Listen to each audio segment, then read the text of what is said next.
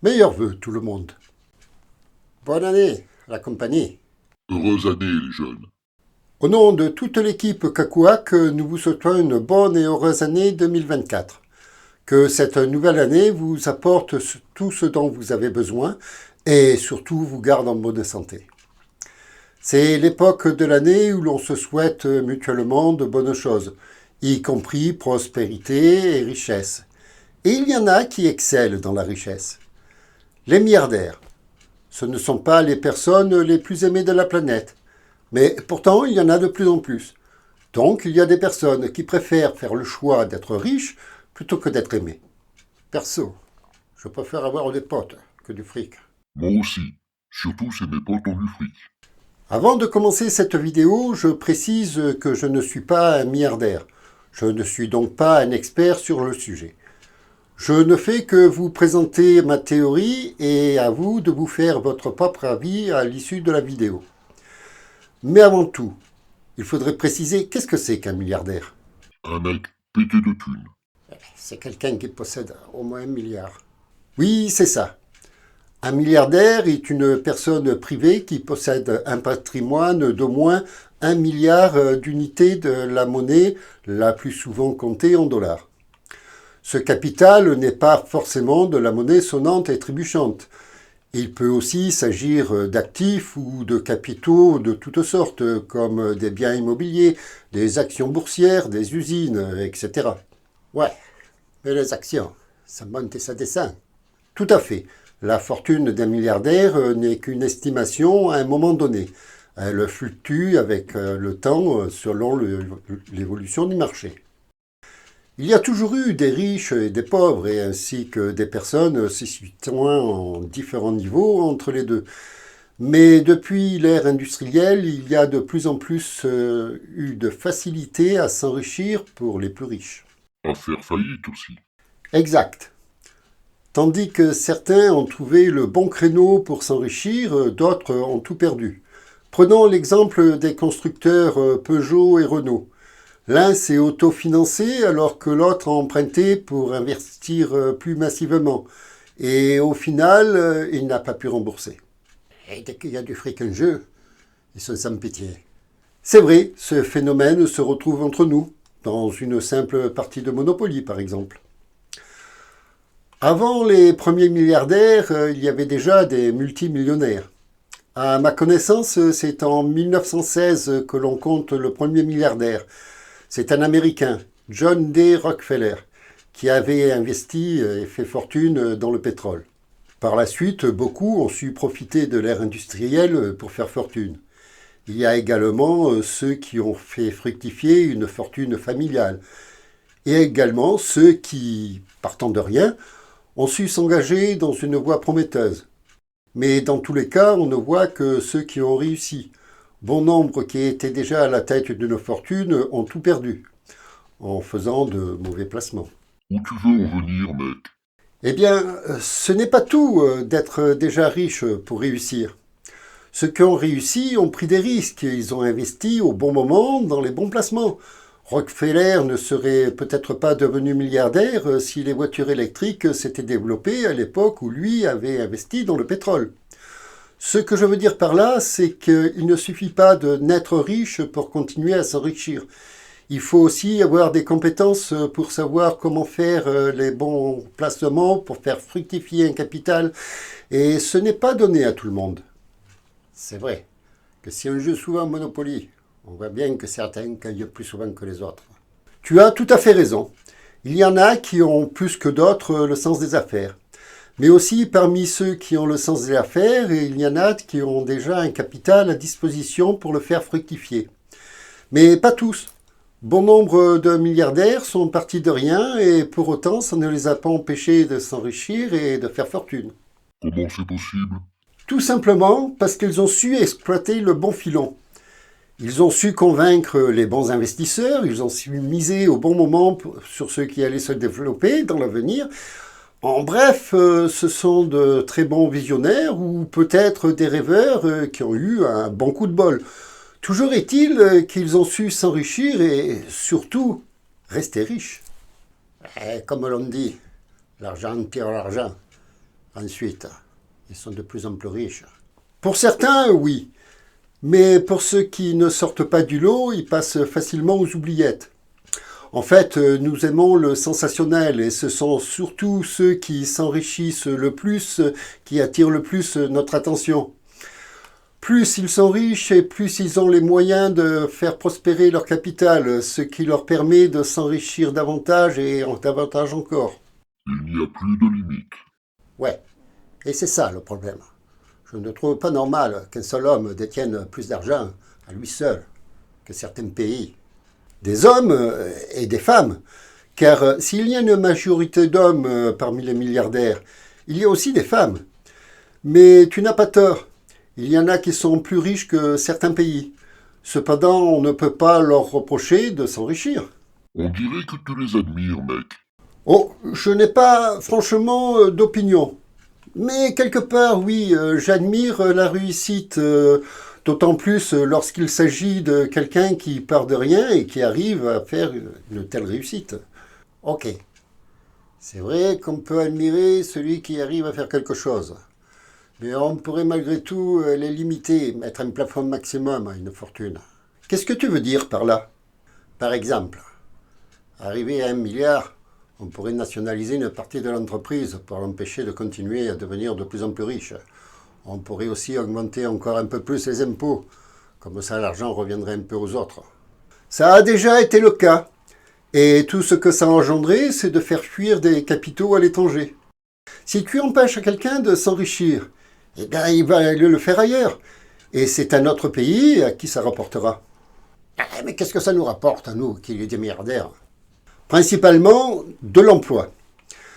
Par leur entreprise, ils font travailler beaucoup de monde. Et ces entreprises font travailler d'autres entreprises, ce qui génère encore plus d'emplois.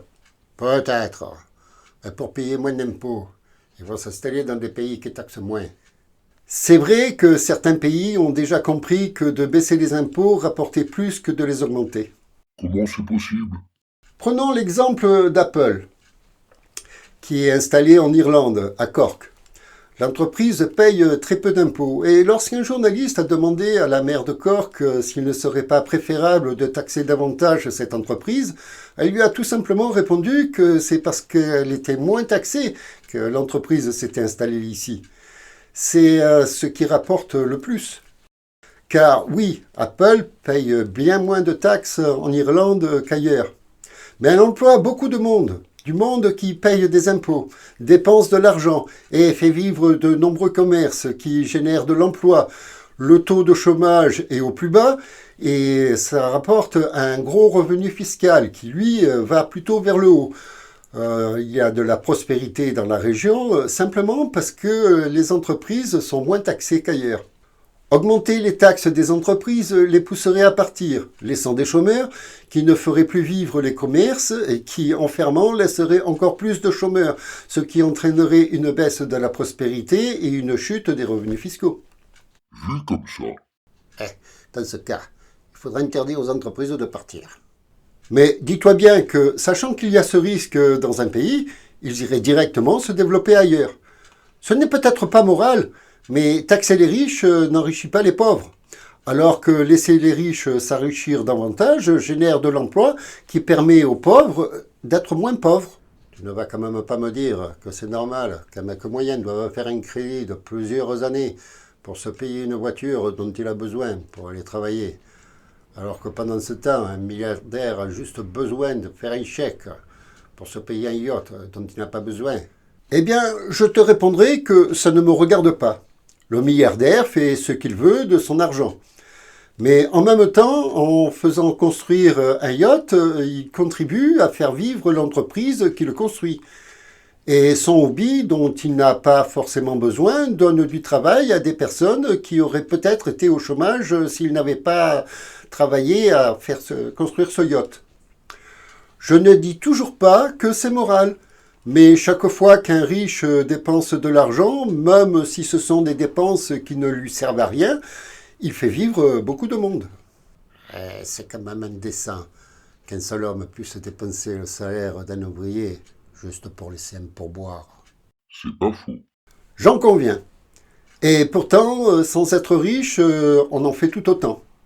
On peut laisser facilement 2 euros de pourboire, alors que dans certains pays, il y a des travailleurs qui gagnent à peine ces 2 euros pour toute une journée de travail. Doit-on pour autant nous priver d'aller boire un café entre potes ? Ne plus aller au restaurant parce que non loin de là, il y a des personnes qui n'ont pas les moyens de se payer un repas ? Je ne crois pas.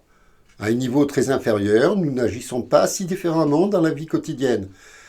Mis à part que pour nous, 2 euros est une somme dérisoire, comme 10 000 $ est dérisoire pour un milliardaire. Je comprends ce que tu veux dire, mais je ne suis quand même pas d'accord. Moi, je travaille pour mon salaire. Le milliardaire, lui, il fait travailler les autres pour qu'ils lui rapportent de l'argent. Comme font tous les patrons. Ah, tu m'énerves. Il y a des mecs qui travaillent dans des usines. Et quand les usines génèrent des bénéfices, au lieu de les reverser aux travailleurs qui, par leur travail, ont permis de générer ces bénéfices, ils sont reversés à des investisseurs. Et tu trouves ça normal, toi aussi ? Bien sûr. Si les investisseurs n'avaient pas de retour sur l'investissement, ils n'y investiraient pas. Les usines ne pourraient pas être aussi prospères. Du coup, ils emploieraient beaucoup moins de monde. Quant aux travailleurs, lorsque tu rentres dans une boîte, tu signes un contrat qui te stipule qu'en échange d'un travail, tu perçois un salaire. Que ton travail rapporte ou pas à l'entreprise, toi, tu dois quand même percevoir ton salaire. Alors, tu estimes que tu devrais gagner plus si l'entreprise gagne plus, mais est-ce que tu devrais gagner moins quand l'entreprise gagne moins ? Eh non, l'employé doit avoir la garantie de son salaire. Mais il arrive qu'il y ait des baisses de salaire pour sauver l'entreprise. Tout à fait, et voilà ce qui arrive lorsque l'entreprise n'a pas trouvé suffisamment d'investisseurs. Alors, si les investisseurs n'avaient pas de retour sur investissement, ils n'investiraient pas. Car eux aussi, ils ont passé un contrat avec l'entreprise. J'investis chez toi pour que ça me rapporte. Si ça ne me rapporte pas, je reprends mon argent. Alors, ce sera toujours les riches qui décideront de tout. C'est vrai que l'argent donne un certain pouvoir. Et oui, on peut dire que les milliardaires ont le pouvoir de faire évoluer un marché dans un sens ou un autre selon leurs propres désirs. C'est pour ça qu'il devrait y avoir des lois pour interdire qu'un seul homme ait autant de pouvoir. Mis à part qu'on a quand même besoin de ces mecs-là. Développe, mec. Bon, je vais prendre un exemple. Disons Jean-Paul. Jean-Paul est un personnage imaginaire. Toute ressemblance avec des Jean-Paul existants ou ayant existé, enfin, vous connaissez la suite. Jean-Paul participe à une manifestation contre l'enrichissement et le pouvoir des milliardaires. Puis, de retour chez lui, il allume son ordinateur et relate sa journée sur Facebook et X, anciennement Twitter. Ensuite, il va sur Amazon pour faire un achat, qu'il paye à l'aide de PayPal pour éviter d'utiliser sa carte de crédit. Et puis, un peu plus tard, il jette un œil sur son iPhone pour voir si ses posts ont été commentés. Où tu veux en venir, mec ? Qu'il vient de contribuer à enrichir des milliardaires dont il a besoin. Comment ça ? Sans Windows, il ne pourrait pas utiliser son ordinateur. Et Bill Gates, créateur de Windows, a été l'homme le plus riche du monde. Il passe par Google pour aller sur Internet. Les créateurs de Google sont devenus des milliardaires. Il se connecte à Facebook et X, encore 2 milliardaires. Puis il va sur Amazon, dont le créateur a lui aussi été l'homme le plus riche du monde. Il paye avec PayPal, créé par Elon Musk, qui a également été lui aussi l'homme le plus riche du monde. Il utilise son iPhone et les fondateurs d'Apple, eux aussi, sont devenus milliardaires. Sans tous ces milliardaires, on ne pourrait pas faire des choses aussi simples dans la vie. Car oui, tous les jours, nous avons besoin de ces milliardaires et en retour, nous les enrichissons en utilisant leurs produits. Tiens, quelque chose d'aussi banal que de boire une tasse de café. Eh bien, il y a certainement un milliardaire qui, quelque part, a investi et qui te permet de boire cette tasse de café. On peut critiquer tous ces milliardaires, mais il faut bien reconnaître que s'ils sont milliardaires, c'est aussi parce que nous avons besoin d'eux. Supprime-les et nous n'avons plus rien. Alors, si tu voulais me saper le moral, eh ben t'as réussi. Ce n'était pas mon intention. Mais à mon avis, et ce n'est que mon avis, ce sont nous tous qui permettons aux riches de s'enrichir parce que nous avons besoin de ce qu'ils nous produisent. N'hésitez pas à donner votre avis en commentaire, tout en restant sympa et courtois bien sûr. Parlez-en les uns avec les autres pour avoir différents avis sur le sujet. N'hésitez pas non plus à faire quelques recherches pour comprendre comment certains ont pu s'enrichir autant et pourquoi pas s'inspirer de leur réussite pour essayer d'en faire autant. Vous pouvez également partager la vidéo pour permettre à celles et ceux qui ne la connaissaient pas encore de découvrir la chaîne. Et puis, pour celles et ceux qui découvrent la chaîne, vous pouvez vous abonner et activer aussi la cloche de notification pour ne pas manquer les prochaines vidéos. Mais quoi qu'il en soit, si vous avez aimé cette vidéo, dites-le avec un pouce en l'air. Ça aidera beaucoup la chaîne à être plus visible. Allez, salut la compagnie. Et même si ça me fait du mal de le reconnaître, on a peut-être autant besoin de ces milliardaires que ce qu'ils ont besoin de nous. Salut la jeunesse. Et cette année, revenez nous voir encore plus nombreux que l'année dernière. Prenez toujours le temps et le plaisir de découvrir quelque chose de nouveau. Bonne année à toutes et à tous, et j'espère à très bientôt.